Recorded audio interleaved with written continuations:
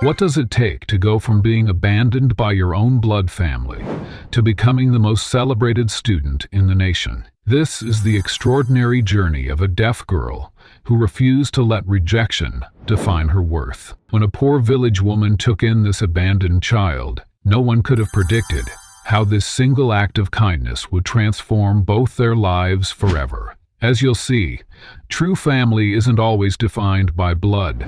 Sometimes it's built through sacrifice and unconditional love. If you enjoyed the video or found it helpful, a like and a subscribe would mean the world to me. It really helps the channel grow and keeps you in the loop for all the latest content. In a small village where traditional values ruled with an iron grip, Jyothi's story began with heartbreak. Born to parents who measured worth through rigid standards of perfection, she entered the world already failing their impossible test. Her crime? Being female and deaf in one ear. Two unforgivable flaws in a community where sons were treasured and disabilities were viewed as curses, rather than simply different ways of experiencing the world. The moment of abandonment came on an ordinary morning that would permanently alter the course of her life. Her parents, faces set in cold determination, led 6-year-old Jyothi to the village center. Her small hand clutched her mother's skirt as they walked,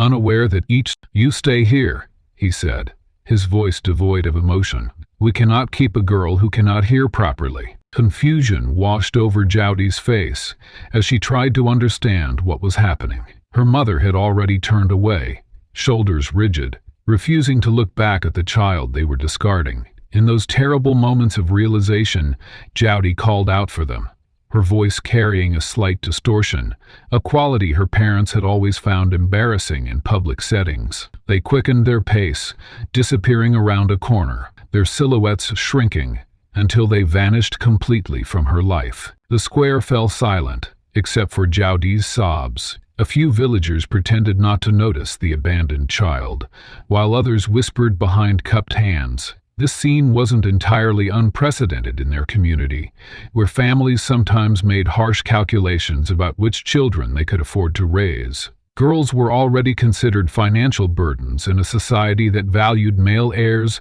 who would continue family names and care for aging parents. A disabled girl represented a double burden, someone who would require extra care while providing less perceived value in return. The cultural forces that permitted such abandonment had deep roots in the region.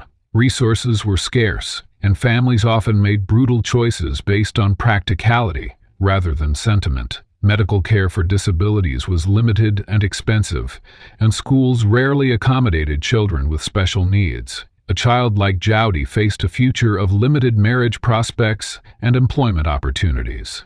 In the cold calculation of survival, her parents had decided she wasn't worth the investment. What they couldn't quantify, however, was the devastating psychological impact their abandonment would have on their daughter. As Jyothi huddled alone in the square, her young mind struggled to process this ultimate rejection. Children naturally look to their parents for safety, acceptance, and a sense of their own value. When parents explicitly declare a child unwanted, it strikes at the very foundation of their developing identity. The words replayed in her mind. "My parents got a divorce. They think I'm a girl. Also deaf in one ear.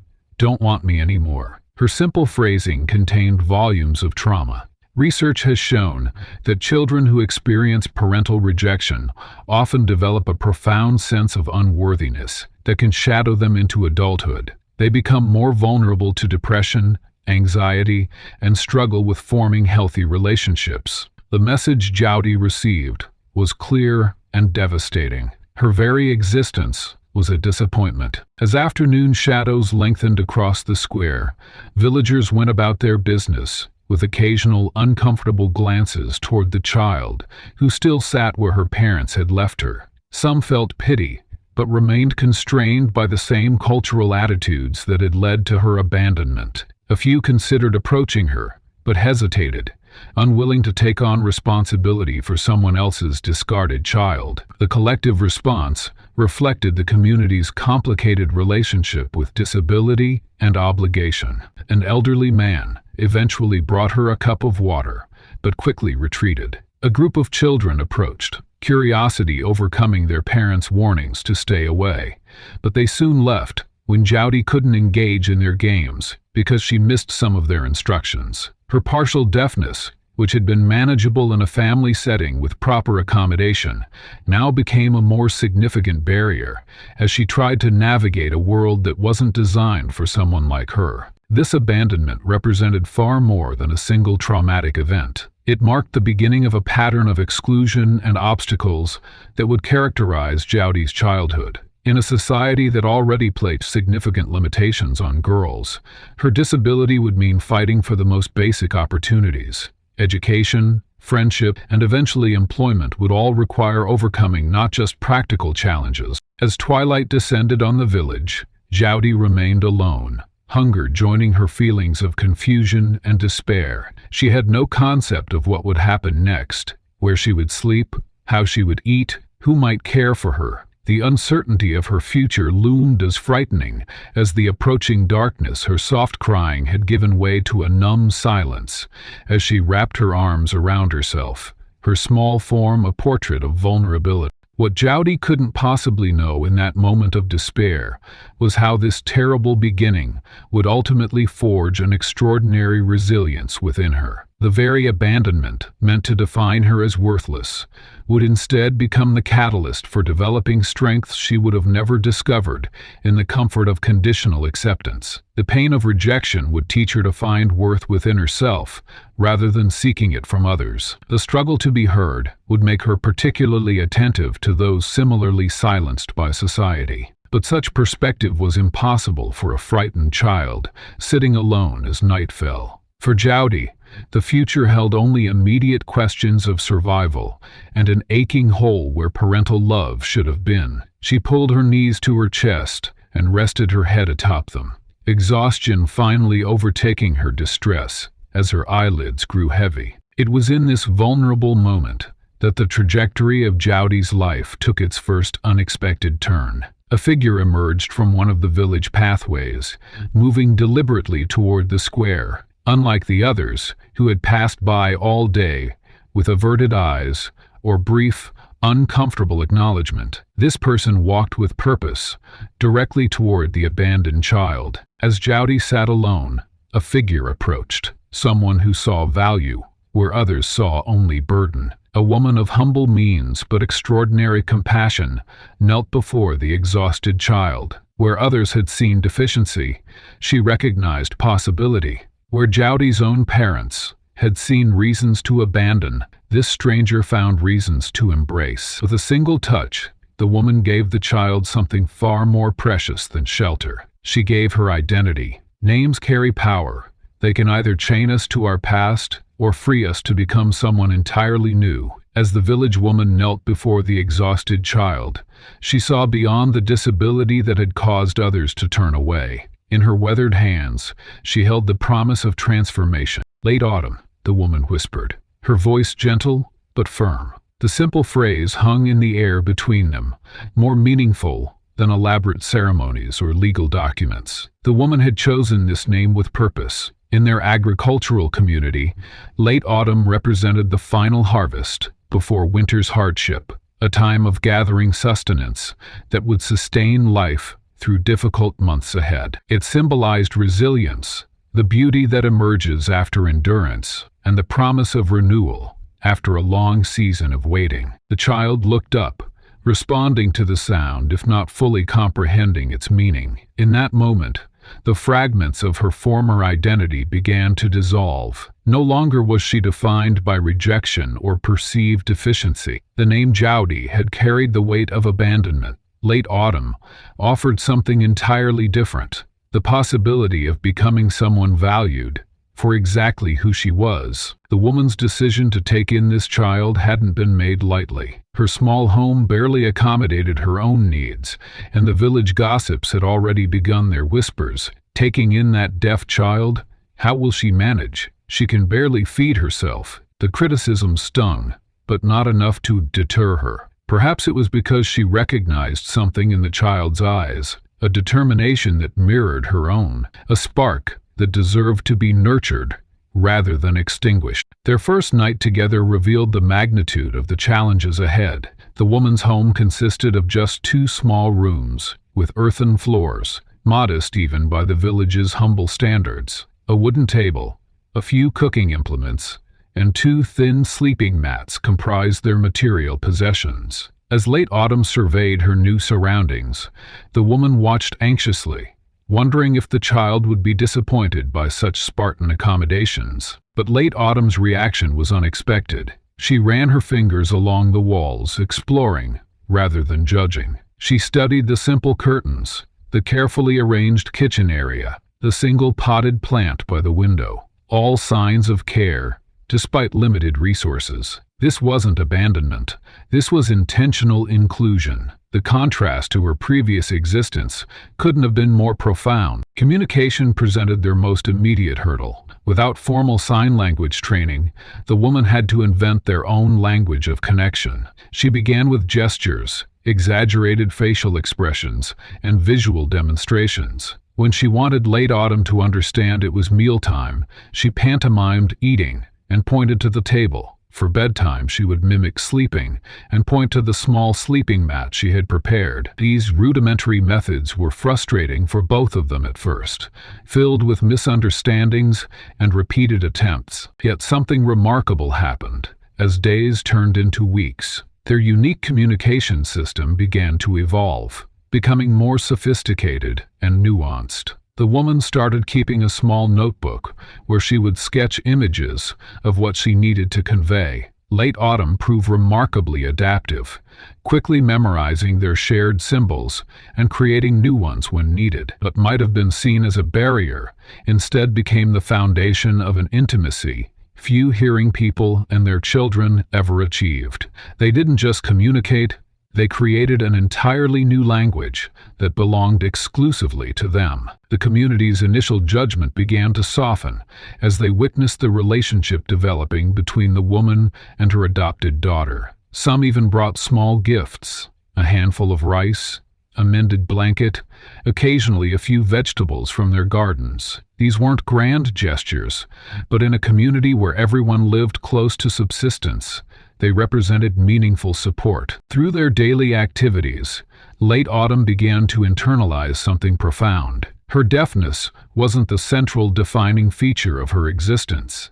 It was simply one aspect of who she was, like her height or the color of her eyes. The woman never treated her hearing limitation as something to be pitied or overcome, but rather as a different way of experiencing the world that required adaptation from both of them. This perspective shift manifested in unexpected ways. Late autumn developed an extraordinary visual acuity that allowed her to notice details others missed. While she couldn't hear approaching footsteps, she could feel the vibrations through the floor and identify who was coming by the unique pattern of their walk. She learned to read emotional states through subtle facial expressions and body language that hearing people over what others perceived as a deficit was transforming into a unique set of perceptive abilities. Their evenings together established rituals that strengthened their bond. The woman would sit beside late autumn, gently stroking her hair, while the child practiced writing characters in a small, precious notebook,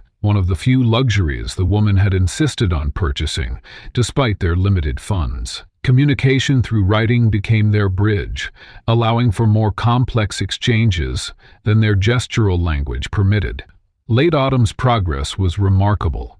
Her determination to master written language evident in her focused expression as she practiced late into the evening by candlelight. One particular night marked a turning point in their relationship. Late autumn handed the woman a folded paper on which she had carefully written a question. "Why did you choose me?" The simplicity of the question belied its emotional weight. The woman took the pencil, her hand trembling slightly, as she wrote her response. "I did not choose you. My heart recognized you." This profound statement, that their connection transcended conscious choice and instead represented a form of recognition, created the foundation for late autumn's emerging sense of belonging. She wasn't a charity case or a burden grudgingly accepted. She was someone seen and valued for her inherent worth. The understanding that she had been chosen not despite her differences, but with full acceptance of them, became the cornerstone of her developing identity. As weeks turned into months, the transformation became visible. The frightened, withdrawn child who had sat alone in the village square gradually disappeared, replaced by a girl with curious eyes and increasing confidence. The name Late Autumn had become more than just a label. It represented a new narrative, one in which her worth wasn't determined by others' limited perceptions, but by her own developing sense of self. The woman watched this metamorphosis with quiet pride. She had little to offer in material terms. Their meals remained simple, their home modest, but she gave Late Autumn something far more valuable: the unwavering belief that she belonged and mattered. Each time she called the child by her new name, she reinforced this truth, creating a foundation strong enough to withstand whatever challenges lay ahead. Behind the tender moments of naming and belonging lay a harsher reality few could see. While the woman had given Late Autumn an identity, providing for a child's physical needs required far more than emotional connection. Each morning before dawn broke over the village, the woman rose from her thin sleeping mat, careful not to disturb the child still dreaming beside her. Her days began in darkness and often ended the same way, marked by the constant calculation of what they could afford and what they must sacrifice. The woman's income came primarily from selling wild mushrooms, herbs, and berries she gathered from the mountain forests. On market days, she would arrange her modest harvest on a small cloth, hoping to earn just enough for their basic necessities. "Please buy my mountain goods," she would call out, her voice growing hoarse as the day progressed. When seasonal gathering wasn't sufficient, she took on whatever labor she could find, washing clothes for wealthier families, helping with harvests, or cleaning homes, often working from sunrise until well after sunset. There were evenings when the woman placed a full bowl of rice before Late Autumn, while claiming she had already eaten. The truth, visible in the hollows beneath her cheekbones and the loosening fit of her clothes, was that she regularly went hungry to ensure her daughter did not. One winter night, when food was particularly scarce, Late Autumn noticed her mother's stomach growling as she pretended to be satisfied with just tea. The child pushed her bowl toward the woman, initiating a gentle battle of generosity that ended with them sharing the meager portion, both pretending it was more than enough. The additional burden of raising a child with deafness meant expenses beyond what most villagers faced. When Late Autumn developed an ear infection that threatened to worsen her hearing, the woman walked 12 miles to the nearest town with a proper clinic, carrying her savings wrapped in a cloth. The doctor's treatment cost 3 months' worth of income, but she paid without hesitation. That night, as she administered the medicine, her hands trembled with exhaustion, but her eyes remained steady with determination. Communication presented unique challenges that required creative solutions. Without formal training in sign language, the woman invented a sophisticated system tailored specifically to their lives. She fashioned a small book from scraps of paper, where she would draw images when gestures failed. For abstract concepts like future or promise, she created elaborate metaphors,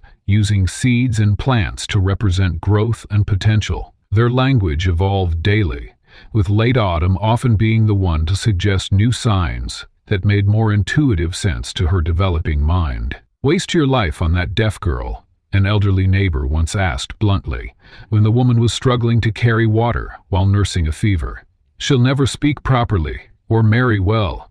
You're pouring your youth into a bottomless well." Such comments weren't uncommon in the early years. The villagers, practical people focused on survival, couldn't understand why a woman with so little would take on what they perceived as an additional burden. The woman never engaged in arguments about her choice. Instead, she responded with quiet persistence. When Late Autumn showed aptitude for mathematics by helping calculate change at the market, the woman made sure neighbors noticed. When the child created beautiful paper cuttings that decorated several homes for the spring festival, the woman ensured proper credit was given.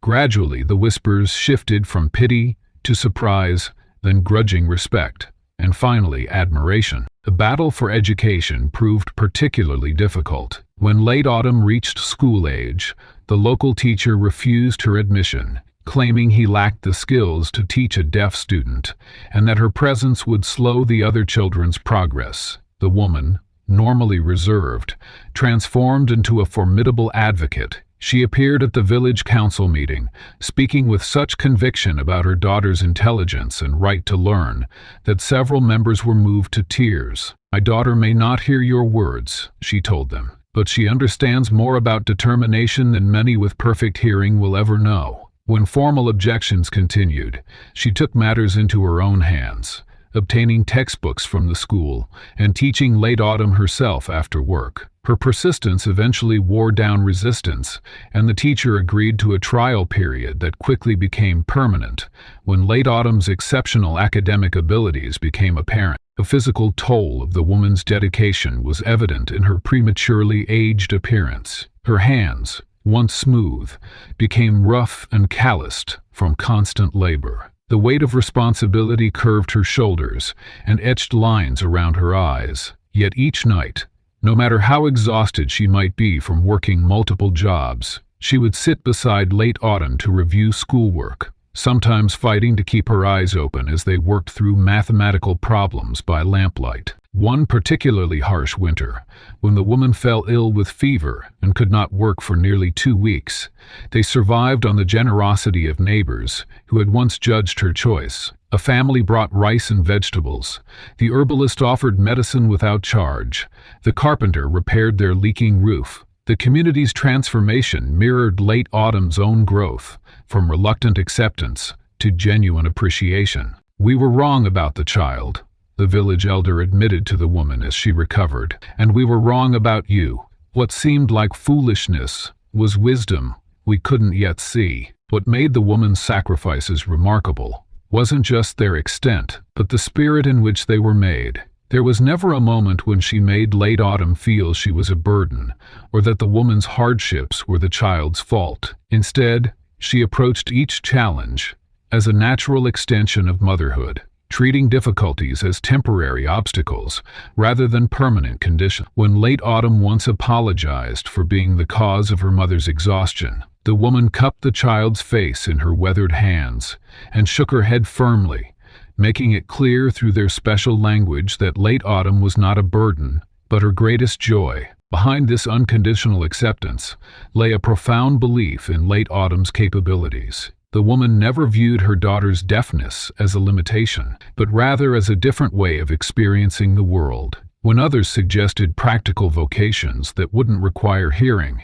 the woman encouraged late Autumn to pursue her interest in literature and science. She protected her daughter from others' low expectations, while simultaneously refusing to shelter her from necessary challenges. The security created through years of unwavering support provided late Autumn with something rare for children who begin life with rejection, a foundation of absolute certainty that she belonged and mattered. This security allowed her to take risks, to pursue difficult subjects in school, to face the inevitable prejudice with resilience rather than retreat. Each time she encountered someone who underestimated her abilities because of her deafness, she drew strength from the knowledge that at least one person in the world believed in her without reservation. The village school's wooden door creaked open to a world that had already decided what a deaf girl from poverty could achieve. Absolutely nothing. But they hadn't accounted for the quiet determination that burned behind late Autumn's watchful eyes, or the extraordinary way her mind processed information in the silence that others mistook for limitation. Late Autumn's first day in the classroom was a study in isolation. She sat in the back row, where the teacher had placed her with a dismissive wave, as if her presence was merely a formality. Students stared, then whispered behind cupped hands, their judgment obvious even without words. When the teacher spoke, facing the chalkboard, his words disappeared into the air. Late Autumn watched as other children scribbled notes, answered questions, and participated in a rhythm of learning that excluded her completely. That evening, she returned home with empty pages and a heaviness in her chest. Her mother noticed immediately and took her hands, eyes questioning. Late Autumn explained through their private language of gestures how the teacher never once looked at her while speaking, how the other students floor through the classroom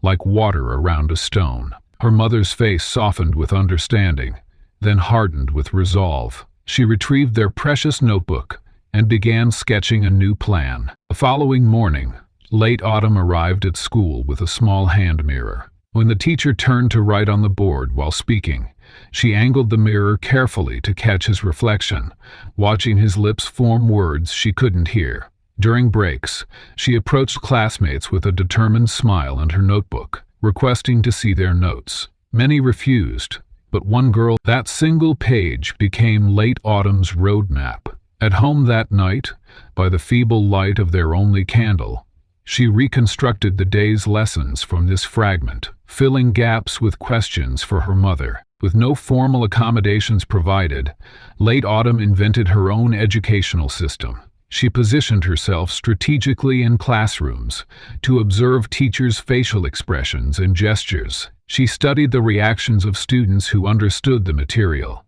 noting which passages in textbooks they referenced. When group recitations of collective voices through the wooden floor, placing her palm down to connect with the communal rhythm of learning. The candlelight study sessions became her sanctuary. While other children completed homework in well-lit homes with parents who could explain difficult concepts, Late Autumn worked in the amber glow of a single flame that cast dramatic shadows across her books. The candle was a luxury. Sometimes her mother would trade an entire day's gathered herbs for a single replacement. On nights when no candle could be afforded, she would study by moonlight at the small window, tilting her book to catch every silver beam. The mind adapts when one sense is diminished, her mother had once explained through gestures. This proved profoundly true, as Late Autumn developed a visual memory that bordered on photographic. With paper too precious to waste, she would read a passage once,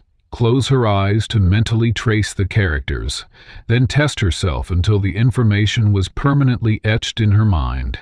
While her classmates relied on auditory repetition, she constructed elaborate visual frameworks, imagining concepts as physical structures, facts as colors, and theories as patterns. Her lip-reading skills advanced from necessity to expertise. At first, she caught perhaps one word in 10. Within months, she could follow conversations across the room, provided she could see the speaker's face. This unexpected talent revealed itself during a science lesson, when the teacher, testing the class, mouthed a question without sound. While the room sat in confusion, Late Autumn's hand rose confidently with the correct answer. The teacher's skeptical expression transformed into the first glimmer of reassessment. Mathematics became her first academic stronghold. Numbers existed on paper, requiring no translation from spoken word. Equations waited patiently for her solution, indifferent to her inability to hear their explanation.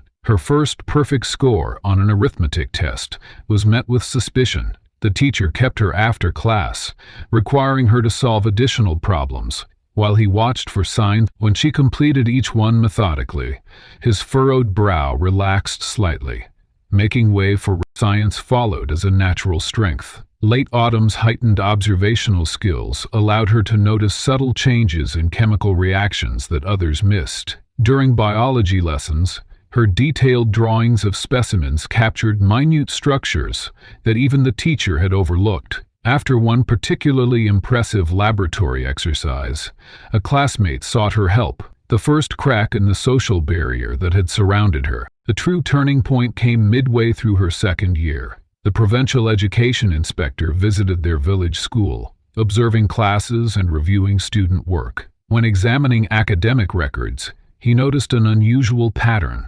A consistent rise in scores from a student who never answered verbal questions. Curious, he requested a special written examination for all students. Late Autumn's paper revealed not only correct answers, but insights that demonstrated deep understanding beyond rote learning. "Who is this student?" he asked the teacher, holding up her examination. The teacher's explanation was uncomfortable. minimizing her achievements while emphasizing her disability. The inspector, unimpressed with these excuses, requested to meet her. Their interaction, conducted through written notes, lasted nearly an hour. Before leaving, he wrote a final message and handed it to her. "Your mind speaks clearly, even when your voice cannot." This external validation forced a recalibration within the school. The teacher, now conscious of scrutiny from educational authorities, began providing written instructions alongside verbal ones.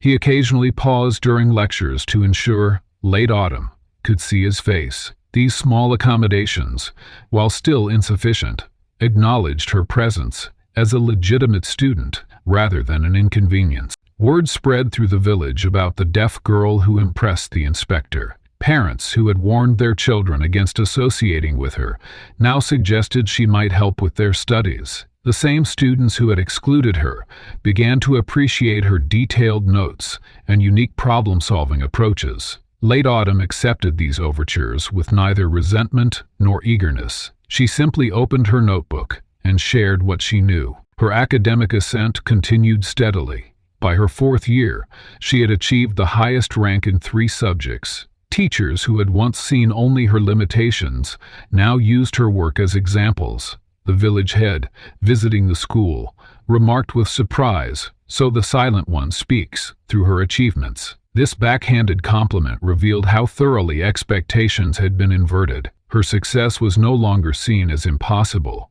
merely improbable. Late Autumn's relationship with education transcended conventional learning. For her classmates, school represented obligation. For her, it offered liberation. Each conquered concept, each mastered subject became irrefutable evidence of her capabilities. In a society where a girl's worth was often measured by marriageability and domestic skills, she created an alternative metric. Her academic excellence wasn't merely about knowledge acquisition, it was an act of self-reclamation. While Late Autumn had created her own measure of worth through academic excellence, the National College Entrance Examination loomed as the ultimate arbiter, a single day that would determine whether doors would open or remain firmly closed. This wasn't merely another test. For students across the nation, particularly those from rural villages, this examination represented the only viable path out of poverty, a narrow bridge between predetermined destiny and possibility. The examination hall stood 3 towns away, a grand building that seemed to announce its own importance through its imposing architecture. For months, Late Autumn had watched her classmates' parents invest in expensive preparatory materials and private tutors. One boy's father sold their family's only cow to afford 6 months of evening classes in the city. Another girl received advanced textbooks from relatives in the capital. Meanwhile, Late Autumn relied on borrowed materials, outdated study guides, and her extraordinary capacity for observation and retention. Her preparation routine became legendary in their small school. Before dawn, she studied by the pale light filtering through her window. During lunch breaks, when others chatted in the courtyard, she reviewed mathematical formulas and historical dates. After completing her household chores,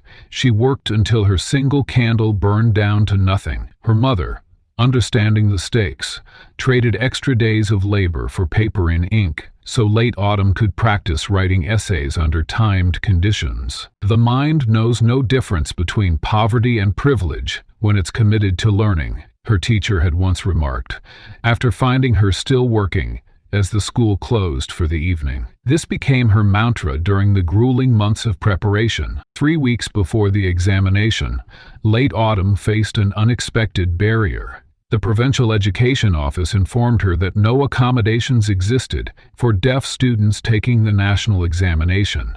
Standard protocol required verbal components and listening comprehension sections, portions that would place her at a severe disadvantage.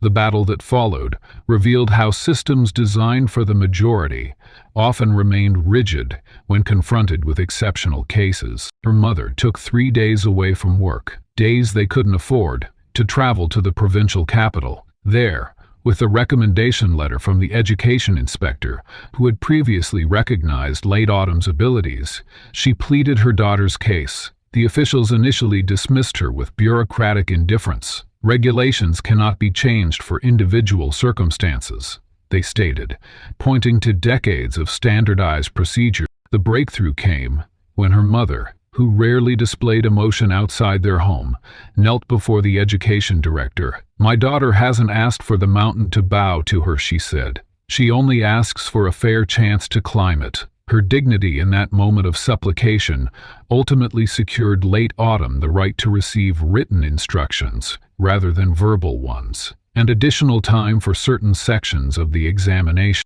The night before the test, neither mother nor daughter slept. They sat at their small table, a single candle illuminating their faces, as late Autumn reviewed final concepts while her mother prepared a special breakfast for the following morning. No words passed between them, none were necessary.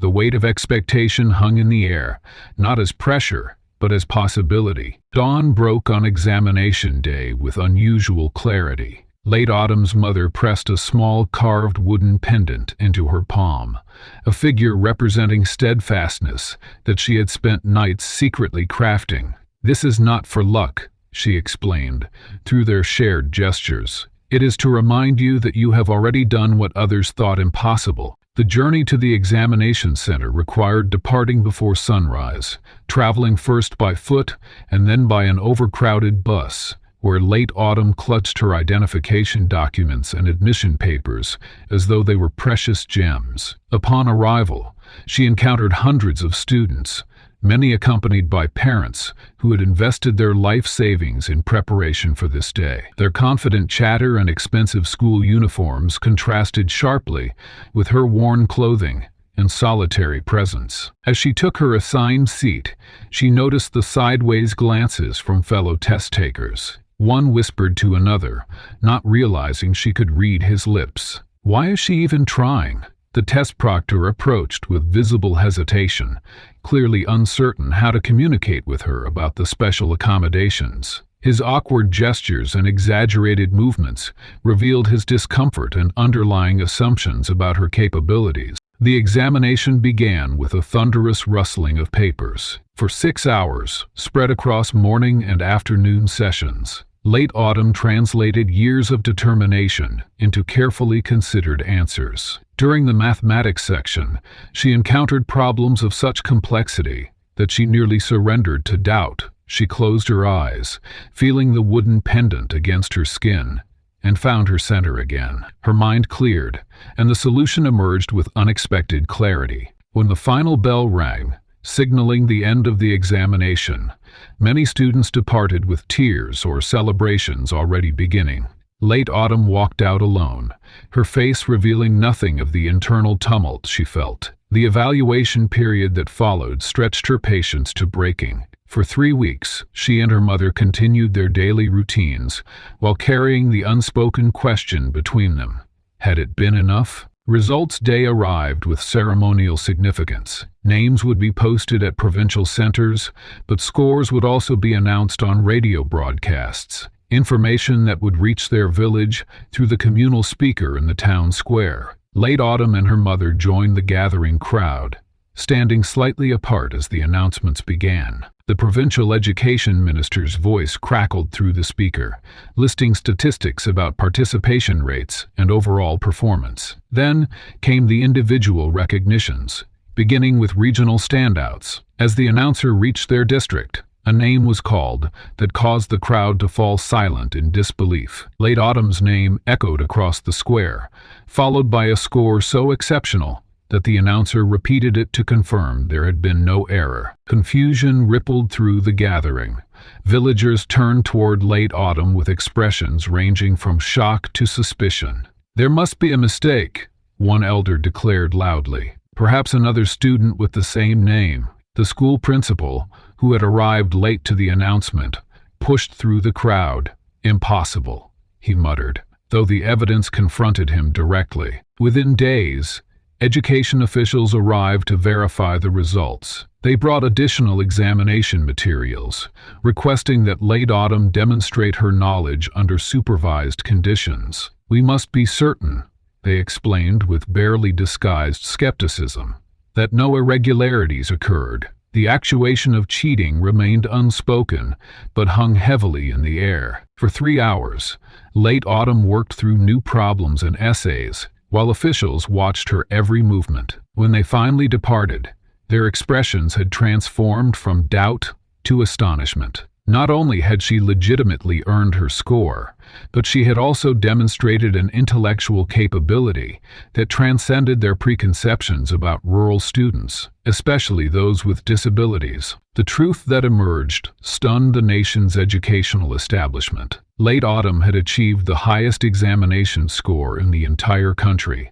Her perfect mathematics section and near-perfect essays in philosophy and literature had established a new benchmark for excellence. The achievement was so extraordinary that initial reports questioned whether scoring errors had occurred, until multiple reviews confirmed the accuracy of the results. For late Autumn, the significance lay not in the record-setting performance, but in the validation it provided, not of her worth, which she had never truly questioned, but of her mother's unwavering belief in her potential. When reporters later asked her mother if she was surprised by her daughter's achievement, she simply shook her head. "When you truly see someone," she responded through a translator, "their greatness is never surprising." As cameras flashed and reporters clamored for interviews, late Autumn stood at the crossroads of a life-altering decision that no textbook had prepared her for. The country that had once overlooked her now couldn't look away,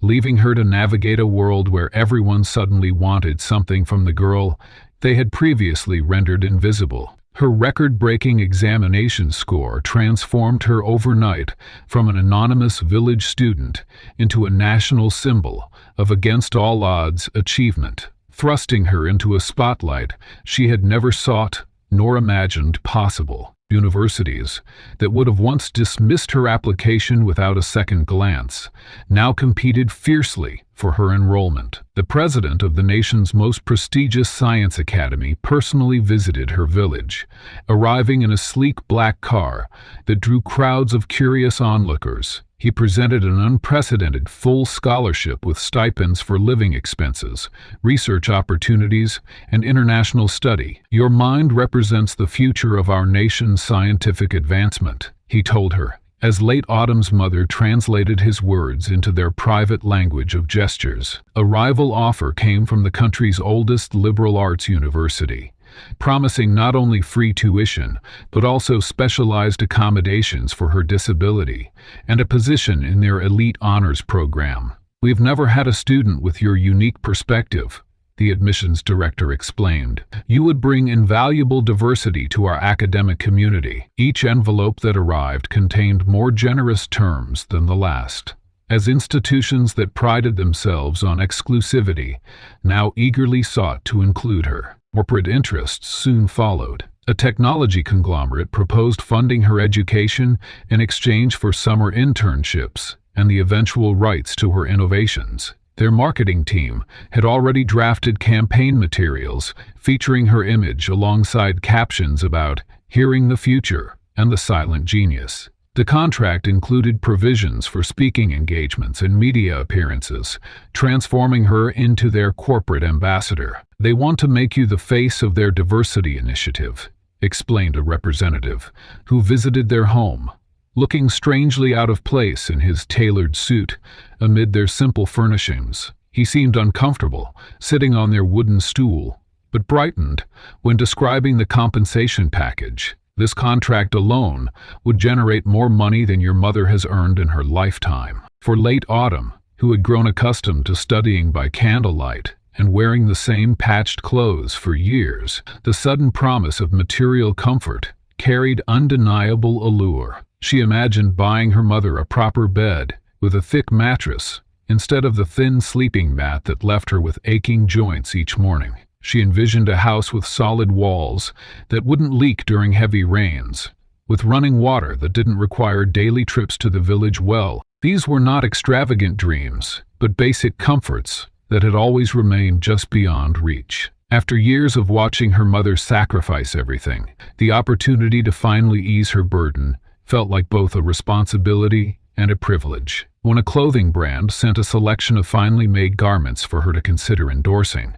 late autumn found herself running her fingers over the smooth fabrics, momentarily seduced by their unfamiliar softness against her skin. Yet as the offers accumulated, so did their conditions. A publishing house proposed an advance for her memoir, but insisted on framing her story as a triumphant overcoming of her handicap, rather than the complex narrative of identity and belonging she might have chosen to tell. A national newspaper wanted a weekly column under her byline, but expected her to promote specific social policies that aligned with their editorial stance. The most tempting proposition came from Wei Tian, the charismatic CEO of an educational technology empire. His company specialized in examination preparation materials, and he recognized the marketing potential of late autumn's extraordinary achievement. "Your story is gold," he told her through an interpreter who knew rudimentary sign language. "Students across the country would be inspired by your example. We could help millions prepare for their examination while making you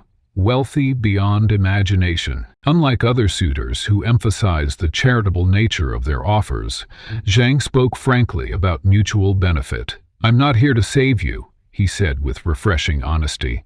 "I'm here because associating my brand with your achievement makes good business sense." His proposed contract would give him exclusive rights to her story, including control over how it would be presented in advertisements, motivational seminars, and a planned documentary film. The figures Zhang mentioned casually, as if discussing the weather rather than life-changing sums, made late autumn's head spin. With a single signature, she could secure her mother's retirement, fund her education at any institution of her choosing, and still have wealth remaining for whatever future she might envision. Yet beneath the excitement, a growing unease took root. Late autumn noticed how each benefactor subtly attempted to reshape her narrative to suit their purposes. The technology company emphasized her disability while downplaying her gender.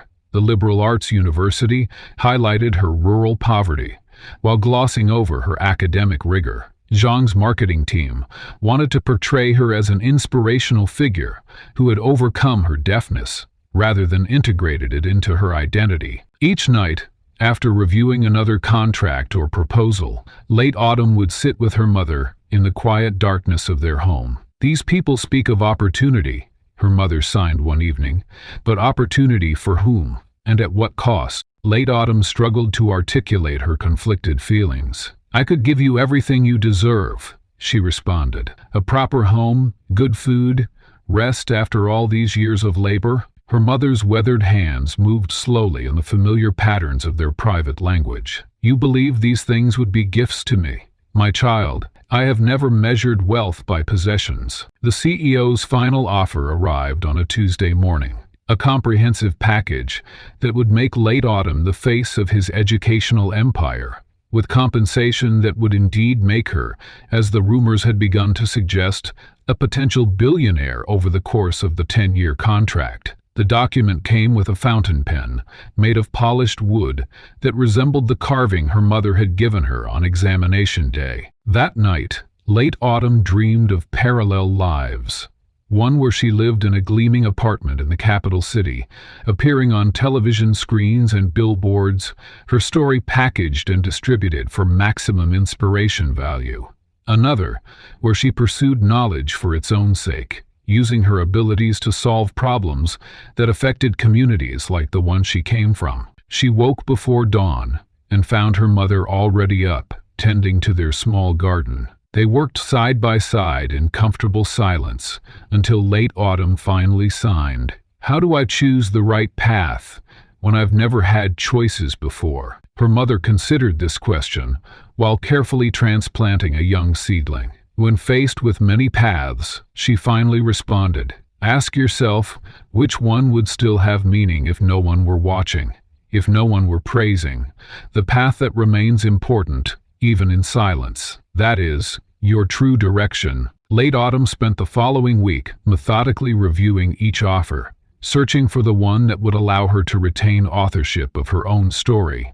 While creating meaningful change, she finally crafted a response that surprised many. She would accept a scholarship from a university known not for its prestige, but for its innovative research on educational accessibility, with the condition that she could develop programs for deaf students in rural communities. As for Zheng's billion-dollar offer, she declined with respect but firmness. "My story is not for sale," she wrote in her careful, precise characters. "But I would welcome collaboration on projects that make education more accessible to students like me." The ink had barely dried on late autumn's thoughtful rejection of Zhang's offer when an unexpected encounter threatened to unravel her hard-won peace. Behind her, a woman's voice called out a name she hadn't heard in 15 years, her birth name, sending a cold wave of recognition down her spine. Late autumn turned slowly, the celebratory banquet around her fading into background noise as she faced two well-dressed strangers whose features mirrored fragments of her own. Her biological parents stood before her, their expensive clothes and jewelry contrasting sharply with the simple elegance of her own attire. The mother, a woman who had once declared her unworthy of keeping step forward with outstretched arms, as if 15 years of absence could be bridged with a single embrace. "We've been watching your journey," her biological father said, his voice carrying none of the emotional weight such a reunion warranted. "Your achievement has made us so proud. We always knew you had special gifts." Late autumn remained silent, her years of careful observation allowing her to read the insincerity beneath their practiced smiles. Their sudden appearance cast a shadow over what should have been her moment of triumph. University officials and journalists looked on with interest, sensing the dramatic potential of this unexpected family reunion. "We brought you gifts," her biological mother said, gesturing to a stack of elegantly wrapped packages. "Things we thought you might like, now that you're successful." The hesitation before the final word spoke volumes. It wasn't her they had come for, but the accomplished young woman she had become without them. One of the packages was opened to reveal an expensive jade bracelet. "It's been in our family for generations," her biological father explained. "It should have been yours all along." Late autumn touched the smooth stone briefly, memories flashing unbidden. Her adoptive mother, pawning her only valuable possession, a small silver hairpin, to buy medicine when late autumn had developed an ear infection. The contrast between these two gestures, one of genuine sacrifice, the other of belated entitlement, crystallized everything she needed to know about the nature of true family. "Now?" she asked, her carefully cultivated voice drawing surprised looks from her biological parents, who clearly hadn't expected her to speak at all. Their explanations tumbled out in a tangle of excuses and revisionist history. They claimed financial hardship had forced their difficult decision. They insisted they had always loved her and thought of her constantly. They described sleepless nights, wondering where she was, conveniently omitting that they had made no effort to find her during the 15 years when she needed them most. As they spoke, late autumn's mind flashed to winter nights when she and her adoptive mother had huddled together beneath their only blanket, to meals divided so that she could have the larger portion, to her mother's hands, cracked and bleeding from gathering herbs and icy streams, gently guiding her through her studies by candlelight. "We've prepared a room for you in our home," her biological father continued, unaware of her inner reflections. "It's time for you to come home to your real family. We can provide everything you deserve, now." The audacity of this statement silenced the small crowd that had gathered around them. Late autumn's academic advisor stepped closer, placing a supportive hand on her shoulder, but remained silent, understanding this was her battle to fight. "Your intelligence comes from our family line," her biological mother added, reaching to touch late autumn's face with manicured fingers. "Your father was top of his class at university.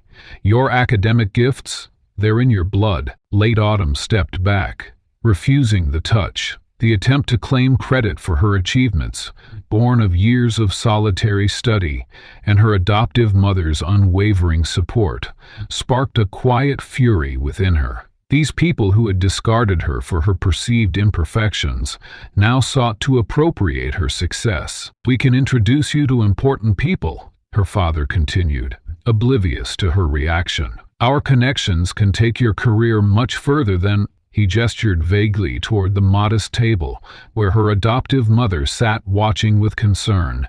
"What you've had access to before." Several banquet attendees began offering conflicting advice. A university official whispered that she should consider forgiveness. Family reconciliations made for positive press. A fellow scholarship reputed suggested she owed her biological parents nothing. An elderly professor reminded her of cultural traditions that emphasized honoring one's parents, regardless of past wrongs. Late Autumn stood at the center of this storm of opinions, her face betraying none of the turmoil within.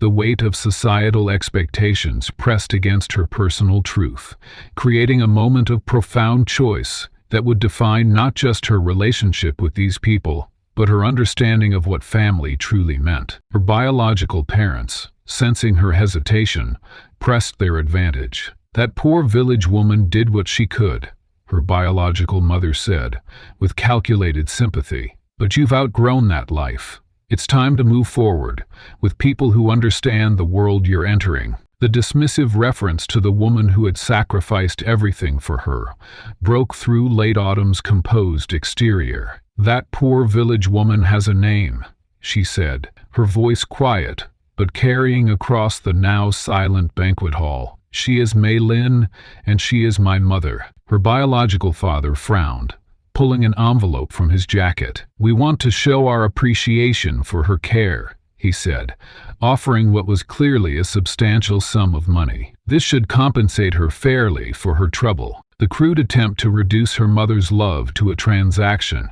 that could be settled with cash crystallized everything for Late Autumn. In that moment, she saw clearly what these people truly valued, and what they fundamentally misunderstood about the woman who had raised her. "My mother cannot be compensated with money," Late Autumn replied, her voice steady and clear. "What she gave me has no price. She chose me when you decided I wasn't worth keeping. She saw value in me when you saw only burden." Her biological mother's face hardened. "You're being emotional. Think practically. We can provide opportunities she never could. Don't let pride keep you from advantages you deserve." Late Autumn looked across the room to where her adoptive mother sat watching with concerned eyes but unwavering faith. Even now, Mei Lin would support whatever decision she made, the final proof of what unconditional love truly meant. "I already have every advantage that matters," Late Autumn said, returning the jade bracelet to its box and sliding it across the table toward them. "I have been raised by someone who taught me that worth isn't measured by what you take, but by what you give." She bowed slightly to her biological parents, a gesture of respect for the life they had given her, if nothing else, and walked away to join her true mother. Behind her, she could hear their protests, their offers of more money, more opportunities, more things, growing increasingly desperate as she moved farther away. The university president, who had witnessed the exchange, approached Late Autumn later that evening.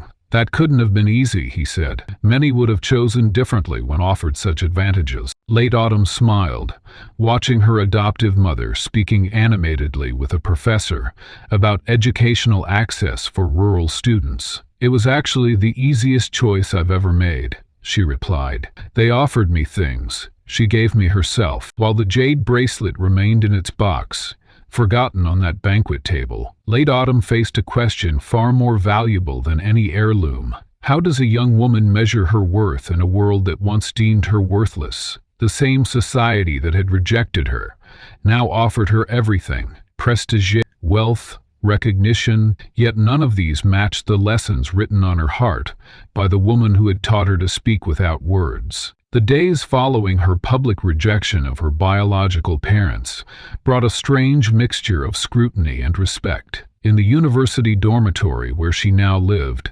Late Autumn found quiet moments to contemplate what would truly constitute success in her life. Her small desk had become crowded with business cards, contract drafts, and scholarship offers, each representing a different version of the future she could choose. One evening, as rain tapped gently against her window, late autumn sorted these possibilities into piles. One stack represented wealth and material security, the technology conglomerate's offer, Zhang's lucrative contract, endorsement deals that had arrived since her story made national headlines. Another contained academic prestige, fellowships, research positions, invitations to exclusive academic societies. The smallest pile held opportunities for service, teaching positions in rural areas, advocacy groups seeking her support, a proposal to help develop more inclusive educational testing methods. Late autumn ran her fingers across each pile, remembering her adoptive mother's weathered hands that had never held such opportunities but had somehow built something more valuable. The stark contrast between the values that had shaped her childhood and those being offered to her now created a dissonance she couldn't ignore. Her biological parents had abandoned her for failing to meet their standards of worth, while her adoptive mother had seen inherent value where others saw only deficiency. The following weekend, late autumn visited a school for deaf children in the provincial capital, accepting an invitation from their principal, who had reached out after learning her story. As she stepped into the classroom, filled with children whose experiences mirrored her own early struggles, something shifted in her understanding of her recent fame. These children watched her with a mixture of curiosity and hope, not because she had achieved the highest examination score, or because powerful people now courted her attention, but because her very existence expanded their sense of possibility. "How did you know you could do it?"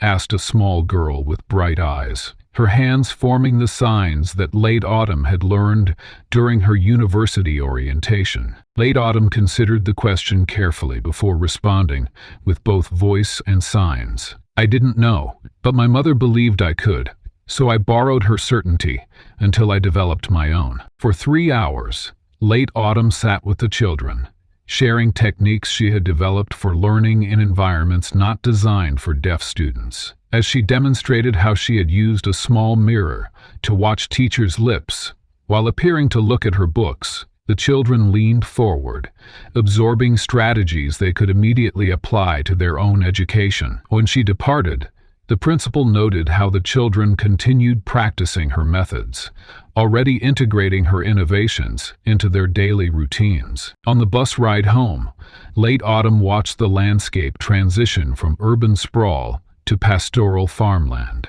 The same countryside that had once seemed to limit her possibilities now appeared different, not as something to escape, but as a foundation that had shaped her unique perspective. She realized that her experience of exclusion had given her insights that could transform educational systems if properly applied. Upon returning to her village to visit her mother, late autumn found her sitting outside their modest home, mending a neighbor's child's shirt. They sat together as evening approached, the familiar rhythm of her mother's needle moving through fabric, providing a counterpoint to their conversation. "Everyone wants me to tell my story," late autumn said, watching her mother's face. "But they each want me to tell it differently.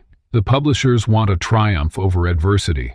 The companies want an inspirational marketing campaign. The universities want academic excellence overcoming social barriers." Her mother set down her needle. "And which story is yours?" The question lingered between them, as fireflies began to appear in the gathering dusk. "I don't know yet," late autumn admitted. "When I was preparing for the examination, success seemed simple. Achieve the highest score possible. Now that I've done that, I'm not sure what success means anymore." Her mother picked up her mending again, considering her words carefully. "Success is not what you accumulate or achieve.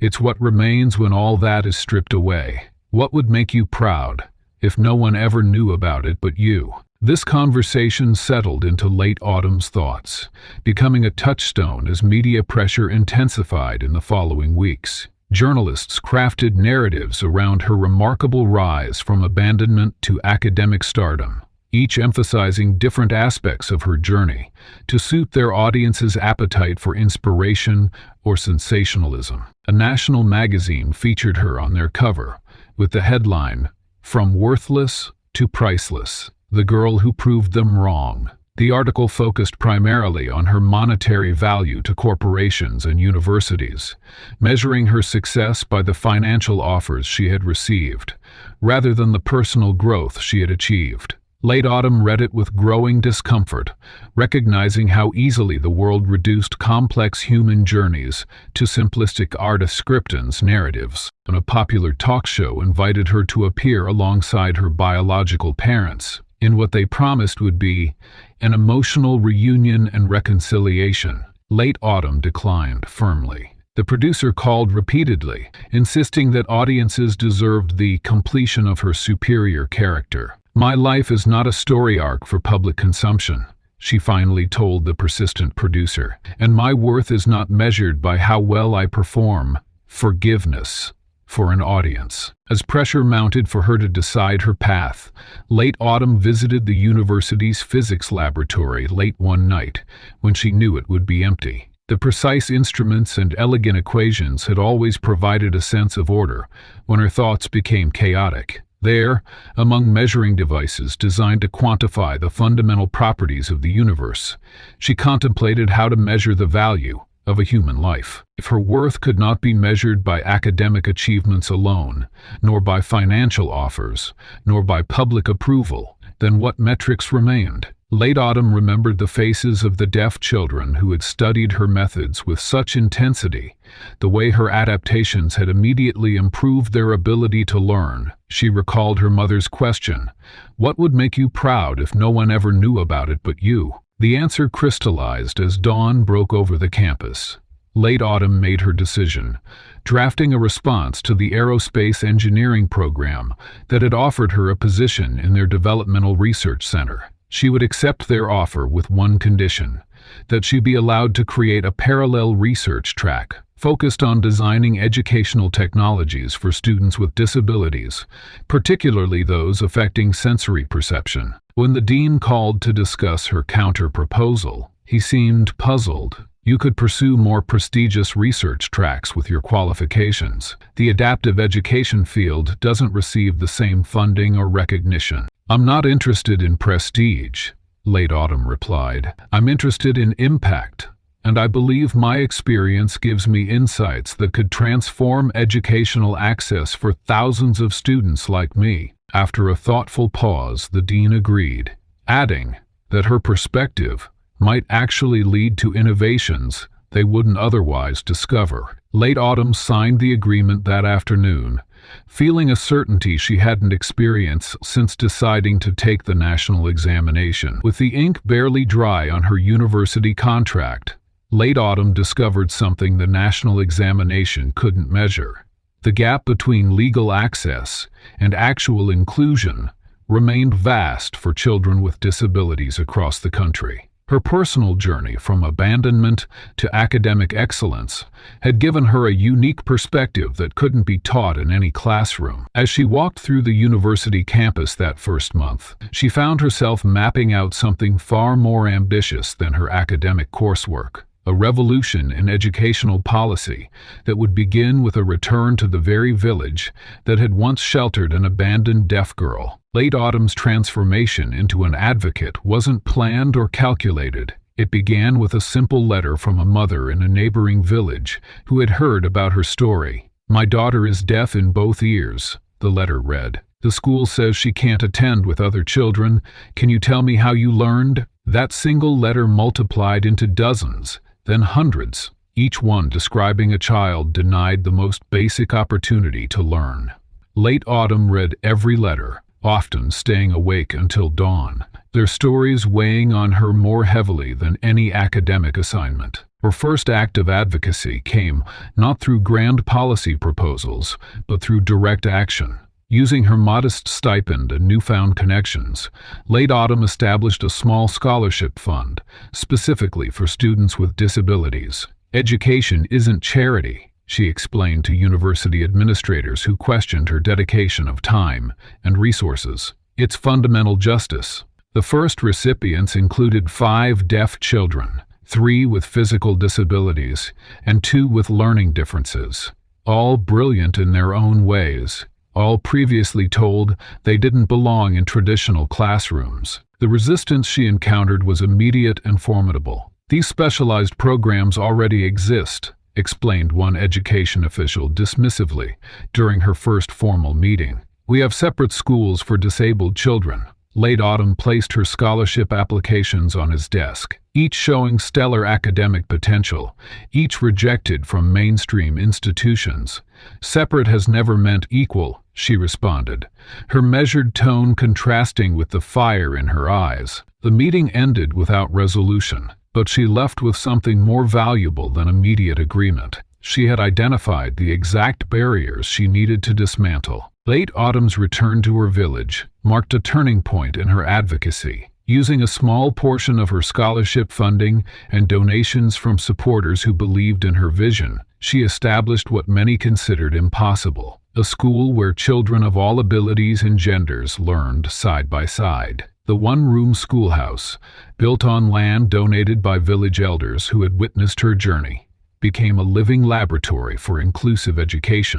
"We don't teach deaf children differently because they're less capable," she explained to visitors who came to observe this radical experiment. "We teach them differently because they're equally capable but access information through different channels." Her methods drew from her own experience: mirrors, position for lip reading, vibration-based signals for transitions, visual representations of complex concepts. Children without disabilities learned alongside their deaf peers, often developing sign language skills that bridged communication gaps. Perhaps most revolutionary was Late Autumn's public speaking. Despite her deafness, she addressed education conferences, parent groups, and eventually government committees. Her voice, carefully developed through years of practice with her adoptive mother, carried a distinctive cadence that commanded attention precisely because it differed from typical speech patterns. She turned what others perceived as a limitation into her signature strength. Audiences leaned forward, listening more attentively than they might have to a conventionally polished speaker. "My speech may sound different to your ears," she told a national education forum, "but the real disability in our system isn't in my ears or my voice. It's in policies that assume there's only one way to learn, one way to demonstrate knowledge, one path to contribution." Her words challenged not just educational methodologies, but fundamental assumptions about human capability and worth. The confrontations with officials grew more frequent as her influence expanded. During one particularly tense meeting with the regional education director, she presented documentation of 53 cases where disabled students had been denied admission despite meeting all academic requirements. The director shuffled papers uncomfortably, citing limited resources and specialized needs. "Every system is perfectly designed to get the results it gets," Late Autumn countered, sliding forward a detailed implementation plan that would cost less than the current segregated approach. "If we wanted these children to succeed, we would design for their success." The director's reluctant signature on a pilot program authorization that day represented more than administrative approval. It was acknowledgement that the status quo could no longer be defended against someone who had lived its consequences. Throughout these battles, Late Autumn's adoptive mother remained her most steadfast ally. Now aging, but still vibrant, Mei Lin never sought recognition for herself, yet became an essential partner in creating community-based support programs. While Late Autumn navigated government offices and policy meetings, Mei Lin worked with parents, teaching them the communication techniques she had developed over years with her daughter. "Mother could have taught me to accept limitations," Late Autumn told a journalist documenting their work. "Instead, she taught me to see possibilities where others saw obstacles. That's what we're trying to teach these families." The parent support networks that formed around Mei Lin's kitchen table eventually formalized into regional centers where families shared resources, strategies, and the vital understanding that they weren't alone. As Late Autumn's advocacy gained momentum, national attention followed. What began as localized experimental programs evolved into policy recommendations that reached ministerial desks. When the Education Ministry announced a comprehensive review of accessibility standards for disabled students, insiders knew who had catalyzed the change. The subsequent policy revisions mandated reasonable accommodations, prohibited discrimination in admissions, and established funding mechanisms for inclusive education initiatives. Policy changes matter, late Autumn acknowledged when the reforms were announced, but they're only meaningful when they transform individual lives. She kept a photo album of every child who had benefited from her programs, a visual reminder that statistics and regulations ultimately represented real children with dreams. As valid as her own had been, her approach to advocacy defied conventional categories. She wasn't merely an activist, demanding change from outside the system, nor was she a comfortable insider protecting institutional interests. She moved between worlds, respected in academic circles for her research on educational accessibility, trusted by marginalized communities because she had emerged from their reality. This unique positioning allowed her to translate between constituencies that rarely communicated effectively with each other. The resistance never fully disappeared. Conservative educators questioned whether inclusive methods would dilute academic standards. Budget-conscious administrators worried about implementation costs. Parents of non-discipled children occasionally expressed concern about resource allocation. Late Autumn met each objection not with indignation, but with data, demonstration, and patient persistence. "I don't expect immediate conversion," she confided to a colleague after a particularly difficult provincial education meeting.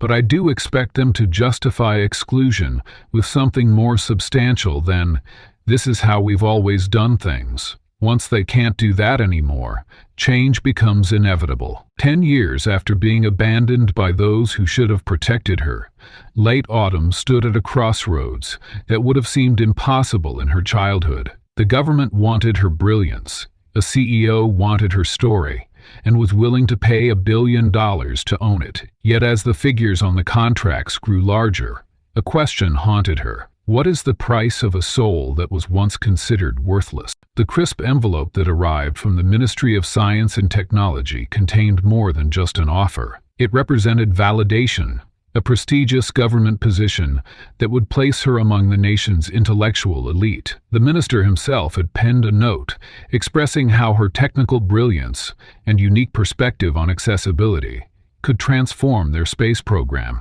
The position came with a stately apartment in the capital, a generous salary, and the influence to shape national policies. But the government offer paled in financial comparison to what lay in the sleek black folder beside it. Wei Qiang had returned, no longer merely suggesting a partnership, but proposing what he called the opportunity of a century. The educational technology CEO had increased his initial offer tenfold, structuring a complex 10-year contract that would make Late Autumn the face of his expanding empire. The numbers were staggering: stock options, royalties, appearance fees, potentially accumulating to billions over the decade. "Your story transcends inspiration," Zhang had told her during their last meeting, his voice smooth as polished marble.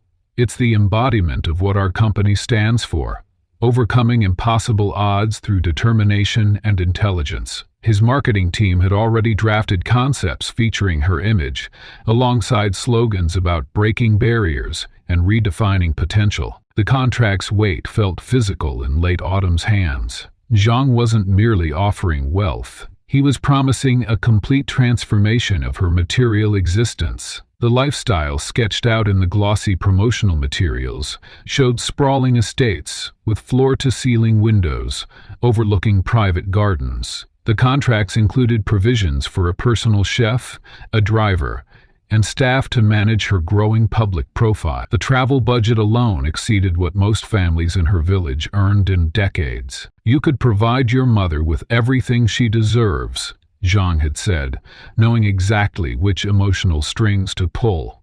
"The best medical care as she ages, a home that doesn't leak when it rains, financial security that ensures she never has to gather another mushroom unless it's for pleasure. Late autumn spread both offers across her small dormitory desk, the contrasting documents representing divergent futures. The government position offered respect and meaningful work. Zhang's contract promised luxury beyond imagination, but demanded she become a carefully crafted symbol rather than herself. She thought about the disabled children she'd begun working with, their faces lighting up when they realized someone understood their struggles. She thought about the policy papers she'd drafted, slowly gaining traction in education circles. Then she considered what she could accomplish with Zhang's resources, the schools she could build, the technologies she could fund. The following evening, Late Autumn made the long journey back to her village. Her mother's small house remained largely unchanged,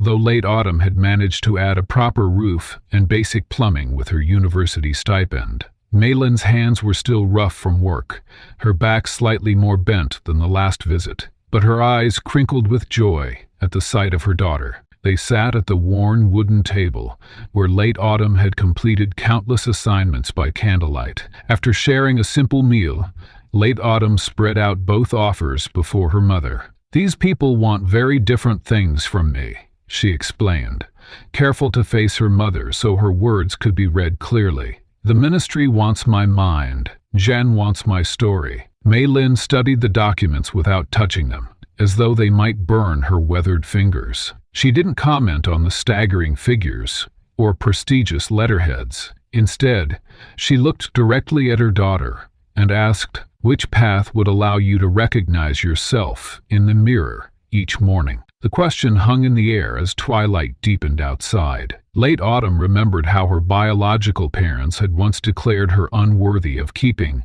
then appeared years later claiming her as their own when success found her. She thought about Zhang's slick presentation that portrayed her as a product to be sold, rather than a person with agency. She considered how the government position would elevate her individually, but might separate her from the communities that needed her most. Maylin nodded, waiting for her daughter to continue. "What if I created something that exists outside these measures entirely?" Late Autumn's hands moved expressively as she spoke, a habit from years of supplementing words with gestures. Not the government's definition of success, or Zhang's commercialized version of my story. The next morning, Late Autumn returned to the university with clarity. She scheduled meetings with both the ministry representative and Zhang for the same day. To the government official, she expressed gratitude but declined the prestigious position.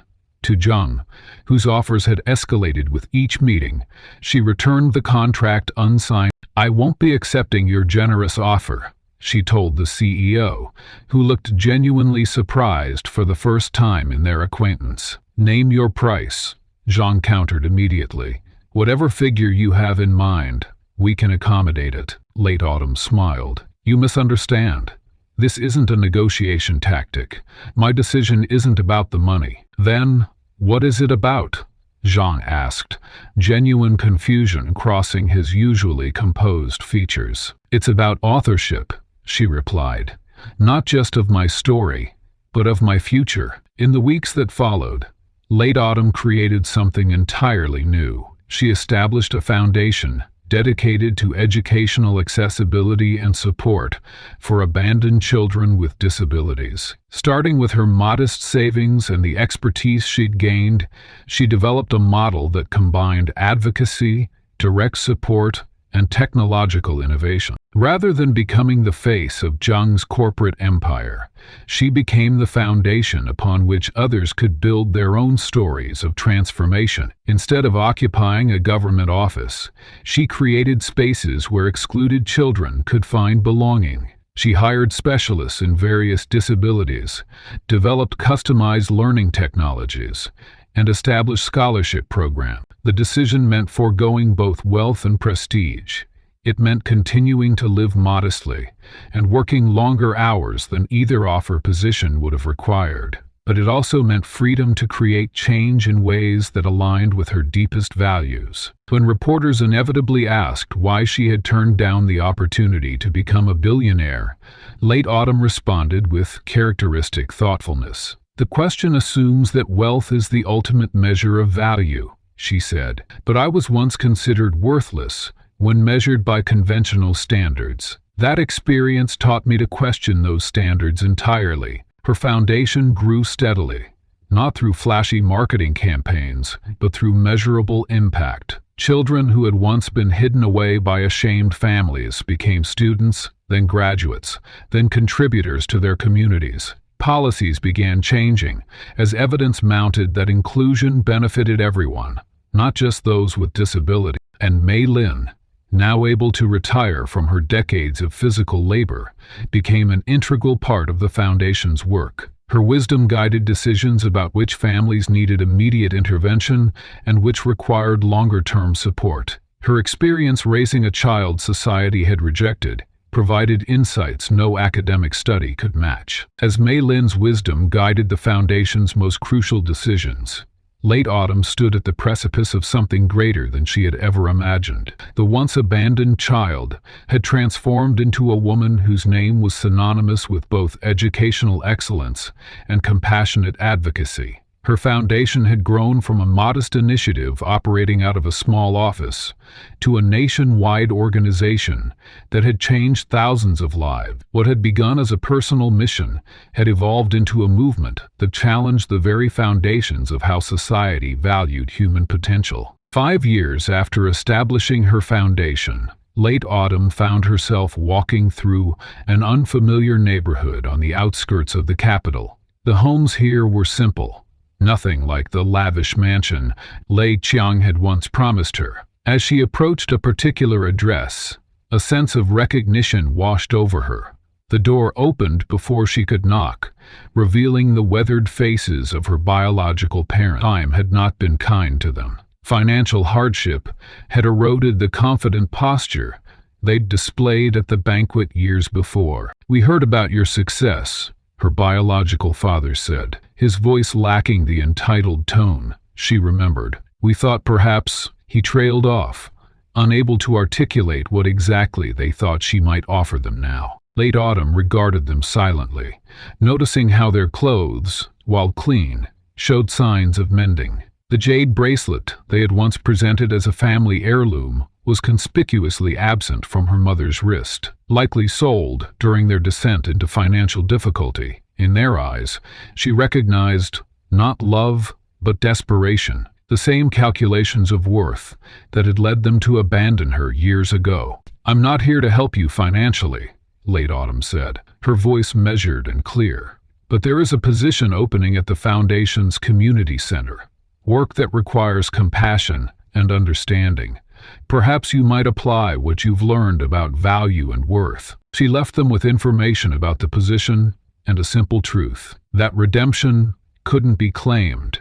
It had to be earned through actions that demonstrated genuine change. As she walked away, Late Autumn felt no triumph in their reduced circumstances, only a profound certainty that her life's path had led her exactly where she needed to be. Across town stood a testament to Late Autumn's definition of true success. A beautiful home she had designed specifically for Mei Lin.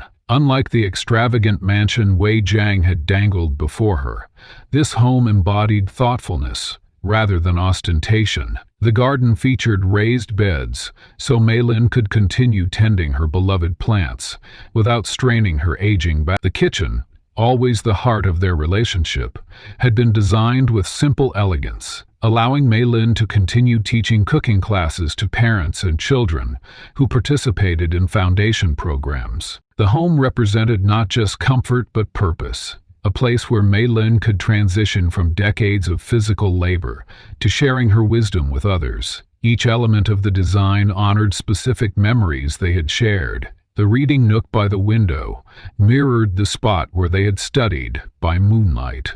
When candles were too expensive, The wide porch hosted regular gatherings where Maylin counseled parents struggling with their children's disabilities, offering the same hope she had once cultivated in seemingly hopeless circumstances. Late Autumn's academic pursuits continued to flourish alongside her humanitarian work. Her research on adaptive learning technologies had revolutionized educational accessibility, earning her recognition in fields far beyond her original studies. Universities that had once offered her scholarships now invited her to lecture on her innovative approaches. Her papers on cognitive diversity and learning methodologies were required reading in education programs across the country. She had effectively rewritten the academic understanding of ability and potential, all while maintaining her foundation's growth. What made her work particularly powerful was how she seamlessly integrated her academic insights with practical applications. Unlike many theorists, Late Autumn insisted on testing every concept in real classrooms before publishing her findings. Each breakthrough in her research immediately benefited the children in her foundation's programs, creating a virtuous cycle of improvement that continuously refined her methods. In one particularly moving case, a 7-year-old boy named Tao, who had been rejected from 3 schools due to his mobility impairment and speech difficulties, flourished under Late Autumn's adaptive program. Using a communication system inspired by the one Maylin had created for Late Autumn, Tao revealed remarkable mathematical abilities that had gone entirely unrecognized. Within 18 months, he was solving complex equations that challenged students twice his age. His transformation wasn't just academic. He developed confidence that radiated through his entire being. Before the foundation, Tao's mother explained at a parent gathering, "Other children wouldn't play with my son. Now they ask for his help with math problems. He has friends for the first time." Stories like Tao's multiplied as the foundation expanded. Lin Wei, a girl with severe hearing loss, developed a method for teaching music appreciation through vibration that was subsequently adopted by music programs nationwide. Zhou Min, abandoned due to his Down syndrome, revealed an extraordinary talent for art that eventually led to his work being featured in a prestigious gallery exhibition. These transformations represented the emotional core of Late Autumn's mission. She wasn't merely providing education. She was creating spaces where rejection transformed into belonging, where perceived weaknesses revealed hidden strengths.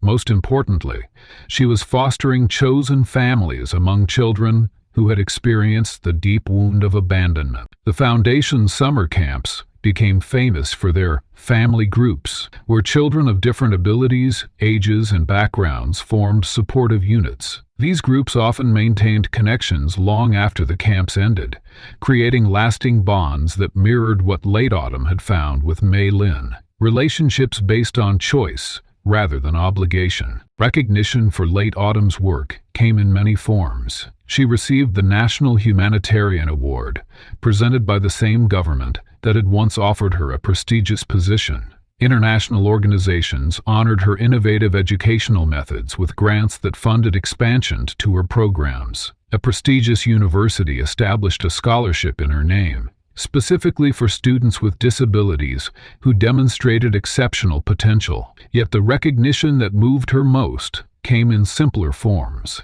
Letters from children whose lives had been transformed, gratitude from parents who had regained hope, and quiet acknowledgments from education officials who had once resisted her methods but now championed them. These personal impacts meant more to her than any formal accolade. The true culmination of Late Autumn's journey occurred on a rainy Tuesday morning when she received a call about a 3-year-old girl at a provincial orphanage. The child, completely deaf in both ears, had been abandoned at birth and had retreated into silent isolation. When Late Autumn visited the orphanage, she found the girl sitting alone in a corner, her eyes downcast, her small body turned away from the world that had already rejected her. Late Autumn sat silently beside the child for nearly an hour before making a single gesture, the first sign Maylin had ever taught her, representing both question and possibility. The little girl watched Late Autumn's hands